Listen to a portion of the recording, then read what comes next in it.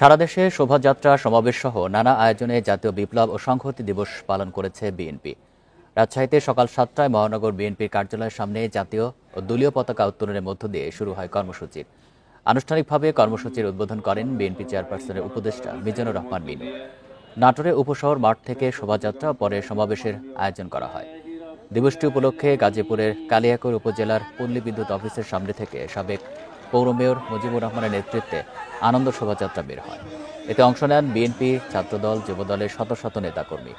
জয়পুরহাটে পতাকা উত্তোলন শেষে দেশ ও জাতির কল্যাণে বিশেষ মোনাজাত করা হয়। দিবসটি উপলক্ষে টাঙ্গাইল, মোংলা সহ সারা দেশে নানা কর্মসূচির মধ্য দিয়ে পালিত হয় দিনটি।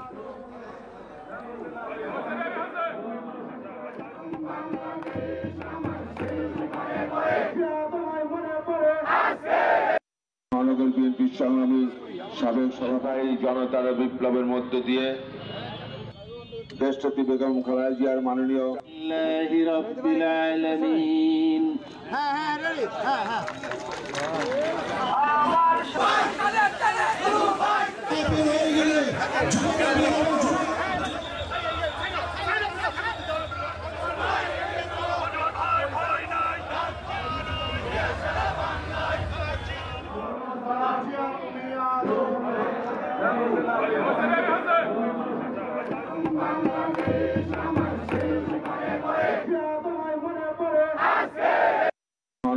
তৎকালীন সেনাপ্রধান জিয়াউর রহমান সাহেবকে সিপাহী জনতার বিপ্লবের মাধ্যমে রাষ্ট্রীয় ক্ষমতায় অধিষ্ঠিত করে সংগ্রাম আন্দোলনের মাধ্যমে আমাদের নেতা শহীদ প্রেসিডেন্ট জিয়াউর রহমানকে জেলখানা থেকে বের করে দিয়েছিলেন।